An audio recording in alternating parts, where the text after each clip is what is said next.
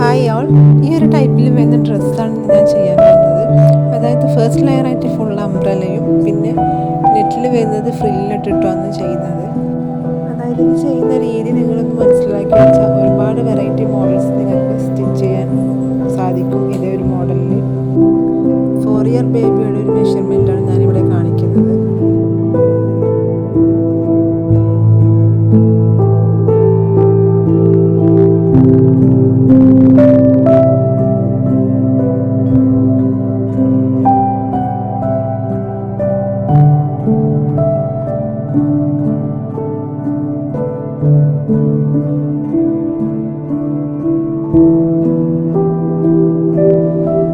Cotton ലൈനിങ്ങും crepe ലൈനിങ്ങുമാണ് ഇവിടെ cut ചെയ്യുന്നത് മെഷർമെൻറ്റിൽ.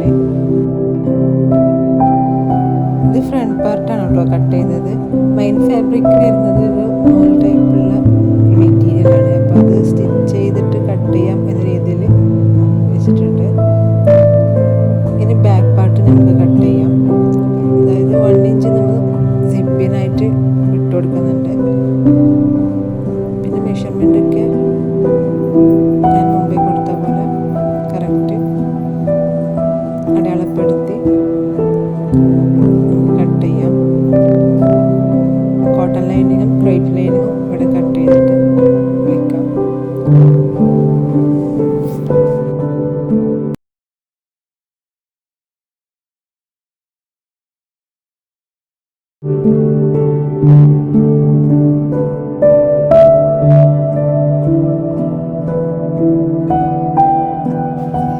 ഈ ഒരു ടൈപ്പിൽ വരുന്ന മെയിൻ ഫാബ്രിക്കൊക്കെ സ്റ്റിച്ച് ചെയ്തിട്ട് കട്ട് ചെയ്തതായിരിക്കും ബെറ്റർ.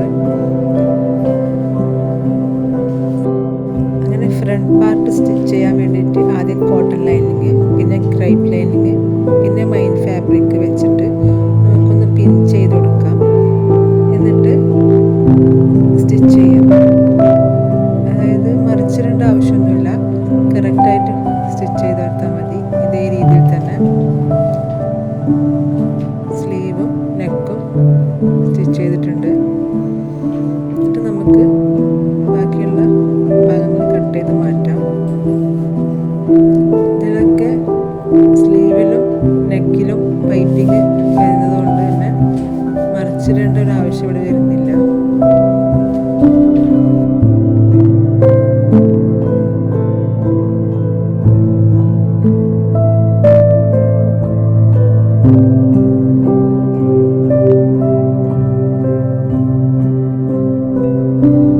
ബാക്ക് പാർട്ടും ഇതേപോലെ തന്നെ സ്റ്റിച്ച് ചെയ്യുന്നുണ്ട്. പക്ഷേ അതിൽ കോട്ടൺ ലൈനിങ് ഞാൻ വെക്കുന്നില്ല കേട്ടോ. ക്രേപ്പ് ലൈനിങ്ങും മെയിൻ ഫാബ്രിക്കും വെച്ചിട്ട് സ്റ്റിച്ച് ചെയ്തിട്ട് അതിനുശേഷം ഇൻവിസിബിൾ സിപ്പ് വെച്ചതിന് ശേഷമാണ് കോട്ടൺ ലൈനിങ് കൊടുക്കുന്നത്. ഞാൻ കറക്റ്റായിട്ട് ഞാൻ ചെയ്യുന്ന രീതിയോടെ കാണിക്കുന്നുണ്ട്.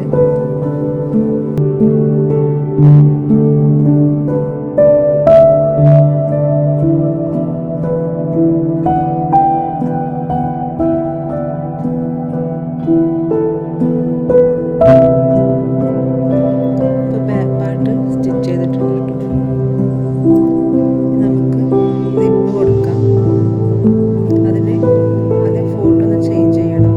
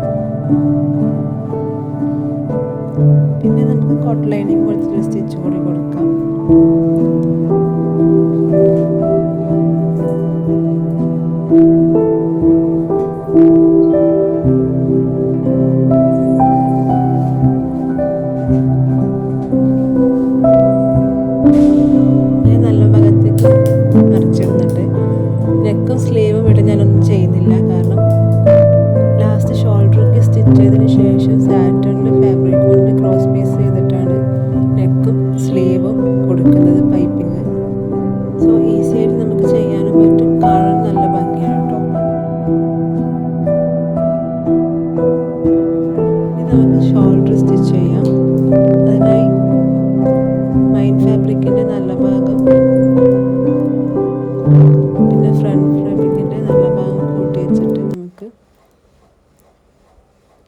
കോട്ടൺ ലൈനിങ് മറിച്ച് ഈ രീതിയിലൊന്ന് സ്റ്റിച്ച് ചെയ്യാം. അതായത് ഹൈഡ് ചെയ്യുന്ന രീതിയിൽ, സ്റ്റിച്ചിങ് ഹൈഡ് ചെയ്യുന്ന രീതിയിൽ ഇതേ രീതിയിലൊന്ന് ചെയ്യാം. അത് കാണുമ്പോൾ മനസ്സിലാവും.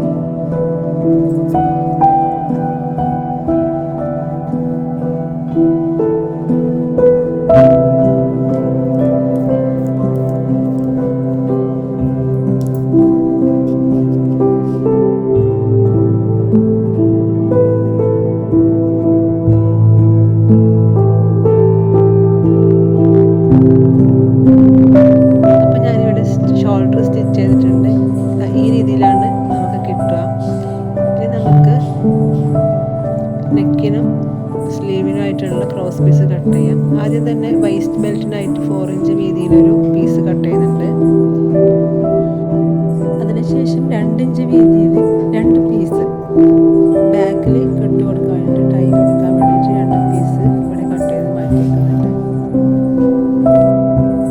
അതിനുശേഷം ബാക്കിൽ ഒരു ബോ കൊടുക്കാൻ വേണ്ടിയിട്ട് 5 ഇഞ്ച് വീതിയിലുള്ള ഒരു ഫാബ്രിക്കും കട്ട് ചെയ്തിട്ടുണ്ട്. ഇനി നമുക്ക് ക്രോസ് പീസ് കട്ട് ചെയ്യാം. 2 ഇഞ്ച് വീതിയിൽ അടയാളപ്പെടുത്തിയിട്ട് ക്രോസ് പീസ് കട്ട് ചെയ്തിട്ടുണ്ട്.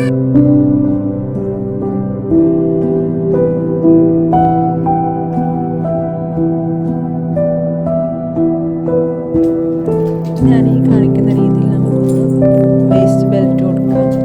അതായത് ഇവിടെ 1.5 ഇഞ്ച് വീതിയിൽ അടയാളപ്പെടുത്തിയിട്ട് ഒരു ലൈൻ കൊടുത്തിട്ട് നല്ല സ്റ്റിച്ച് ചെയ്തിട്ട് മടക്കി കൊടുത്താൽ മതി.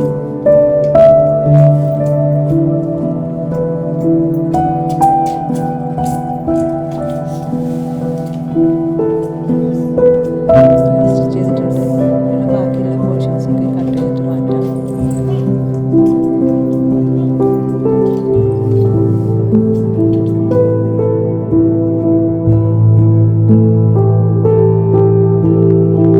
നെക്കിലും സ്ലീവിനും വേണ്ടി ക്രോസ് പീസ് ഇതേപോലെ രണ്ടാക്കി മടക്കി സ്റ്റിച്ച് ചെയ്തിട്ടുണ്ട്.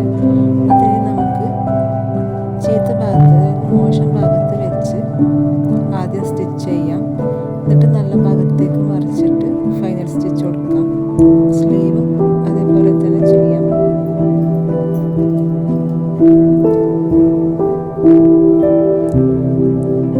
നല്ല രീതിയിൽ കിട്ടും കേട്ടോ. കട്ടിട്ടെടുത്തിട്ട് നമുക്ക് ഫ്രണ്ട് ഭാഗത്ത് ഇതേപോലെ പൈപ്പും കൊടുക്കാം. നെക്കും ഇതേപോലെ റൗണ്ടായിട്ട് പൈപ്പ് കൊടുക്കുന്നുണ്ട്.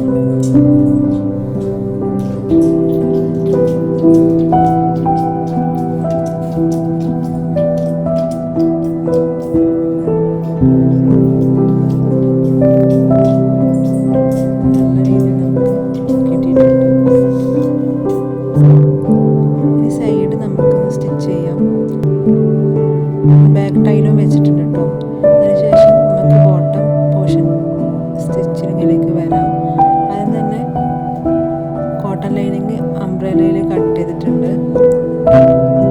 ഈ കട്ടിങ്ങിൽ ഡൗട്ട് ഉണ്ടെങ്കിൽ ഞാൻ ഫ്രണ്ട് പോർഷൻ കട്ട് ചെയ്യുന്ന രീതി ഒന്നുകൂടി കാണിക്കുന്നുണ്ട് ഇതിൽ. ഇതേപോലെ നമ്മൾ 2 ഇഞ്ച് വിട്ടിട്ട് ക്യാൻ കൊടുക്കുന്നുണ്ട്. ക്യാൻ ഇതേപോലെ സ്റ്റിച്ച് ചെയ്യാം കേട്ടോ. സാധാ ഫ്രില്ല് കൊടുത്താൽ അത് നന്നായിട്ട് പൊന്തി നിൽക്കില്ല. അപ്പോൾ ഇതേപോലെ നമ്മൾ ഡബിൾ സ്റ്റിച്ച് കൊടുത്താൽ നല്ല രീതിയിൽ കിട്ടും കേട്ടോ. ഇനി നമുക്ക് ഏറ്റവും ടോപ്പ് പോർഷൻസ് കട്ട് ചെയ്യുന്ന രീതിയാണ് ഞാൻ ഈ കാണിക്കുന്നത്.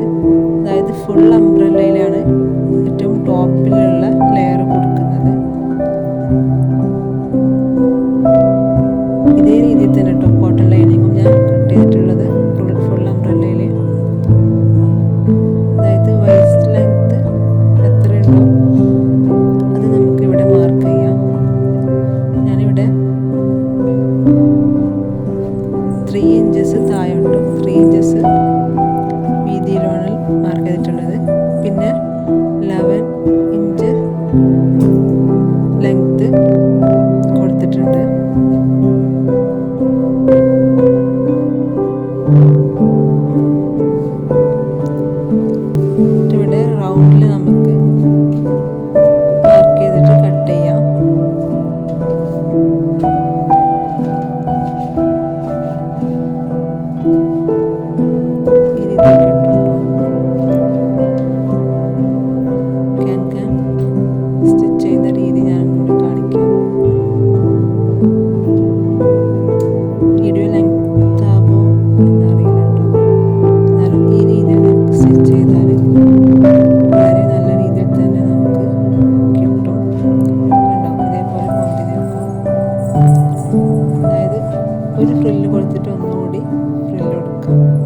അതിനുശേഷം നമുക്ക് മെയിൻ ഫാബ്രിക്കിൽ ക്യാൻ ലൈസ് കൊടുക്കാം.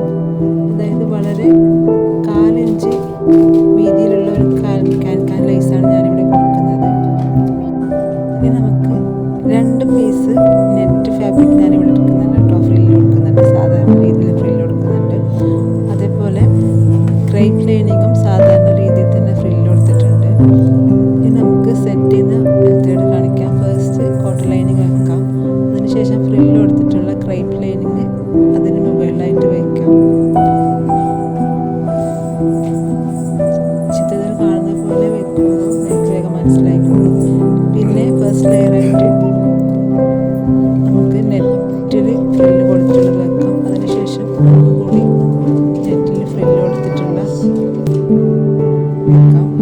പിന്നെ ടോപ്പായിട്ട് നമ്മുടെ മൈൻ ഫാബ്രിക് അംബ്രല്ലയിൽ ചെയ്ത മൈൻ ഫാബ്രിക് കൂടി കൊടുത്തിട്ടുണ്ട്. ക്യാൻ ലൈസ് വെച്ച മൈൻ ഫാബ്രിക്. ഇനി അത് പിൻ ചെയ്ത് കൊടുത്ത് നമുക്ക് സ്റ്റിച്ച് ചെയ്ത് കൊടുക്കാം.